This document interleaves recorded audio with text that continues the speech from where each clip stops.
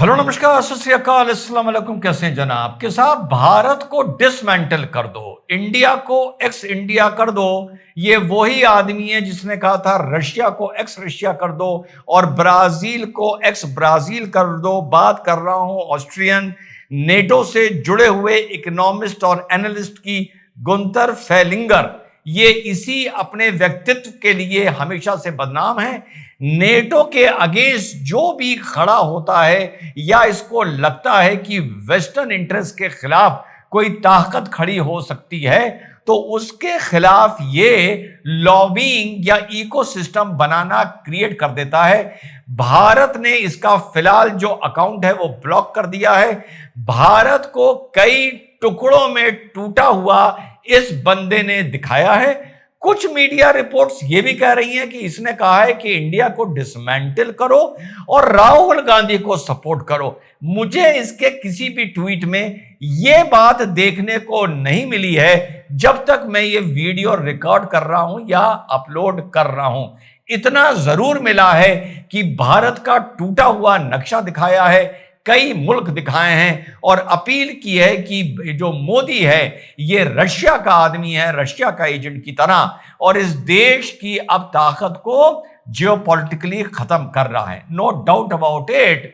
जैसा Peter Navarro ने ब्राह्मण पे बयान दिया था कि भारत में सिर्फ ब्राह्मण्स का फायदा हो रहा है, नो डाउट अबाउट इट कि ये लोग भारत के आंतरिक अंदर की जो असुरक्षा है सोशियो रिलीजियस पॉलिटिकल, उसका लाभ उठा के ही ये कंटेंट दे रहे हैं, नो डाउट अबाउट इट। लेकिन डायरेक्टली ये बोला गया है, नहीं बोला गया है कि भारत को डिसमेंटल कर दो और राहुल गांधी को सपोर्ट करो। प्रथम दृष्टिया इतनी जो लाइन है ये मुझे अभी ढूंढने से नहीं मिली है साथियों। दूसरा पॉइंट ऑफ व्यू है कि अब ऐसा लग रहा है भारत तो छोड़ो, यूरोप डिसमेंटल होता जा रहा है। हंगरी ने और स्लोवाकिया ने साफ मना कर दिया है यूरोपियन नेशंस को कि हम रशिया से ऑयल लेना बंद नहीं करेंगे।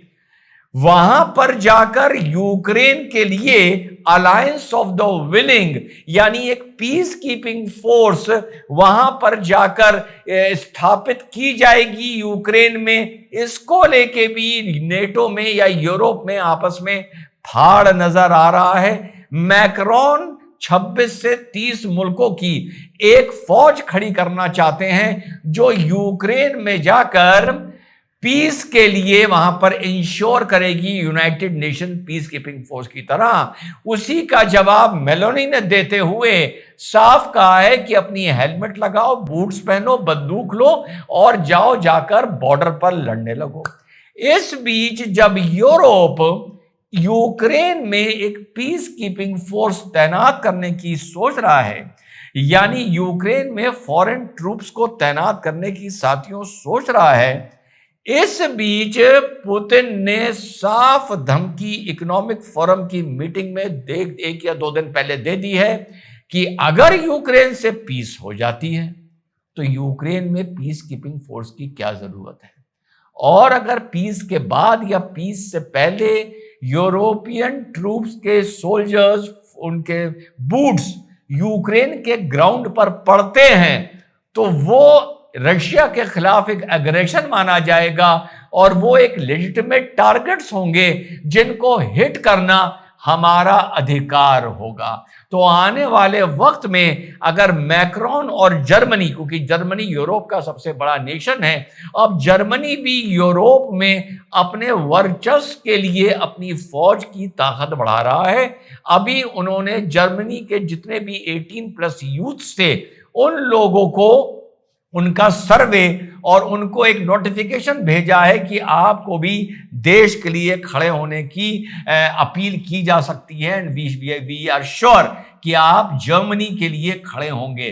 तो थिंग्स जो पूरी दुनिया में पलट रही हैं या जो बन रही हैं, भारत का डिसमेंटल छोड़ो, नेटो का और यूरोप का डिसमेंटल होता नजर आ रहा है। जब यूरोप की बात आ रही है तो जो वेंडर लियन है, जो यूरोपियन यूनियन की इस टाइम चेयरपर्सन हैं, उन्होंने नरेंद्र मोदी जी से फोन पर बात की है कि गुरु तुम ही इस बवाल को दुनिया में जो बिफर गया है, फैल गया है, किसी भी तरह से अपनी फ्रेंडशिप से, अपने रिलेशनशिप से, रशिया से बात कर कर किसी तरह इस बवाल को खत्म करवा दो।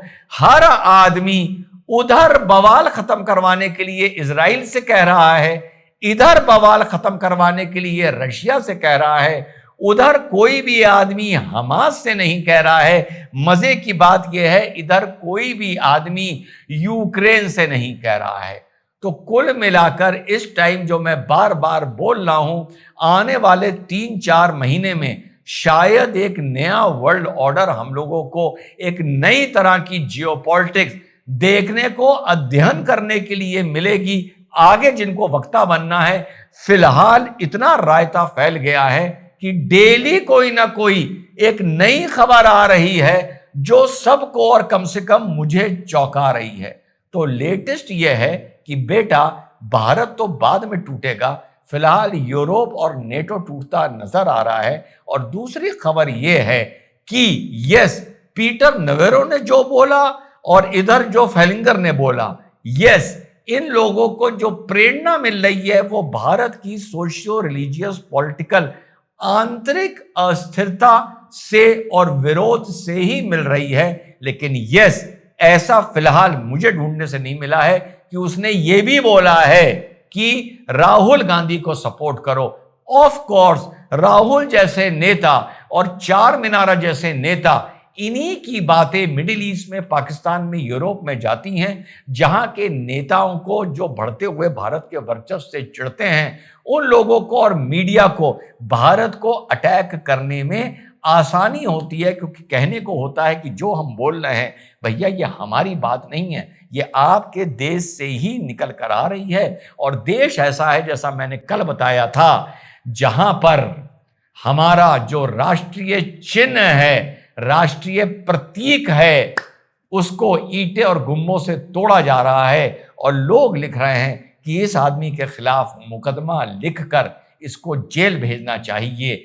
ना ईंटे से राष्ट्र चिन्ह को तोड़ने वालों को में राष्ट्रवाद है, और ना उन लोगों में राष्ट्रवाद है जो ये कह रहे हैं कि इस पे मुकदमा लिखकर इसको जेल भेज देना चाहिए। बाकी जो चुप हैं उनकी तो आप हकीकत जानते हैं, देश कहाँ है और अकीदा कहाँ है। ऐसे लोगों पे मुकदमा लिखकर इनको जेल नहीं भेजा जाता।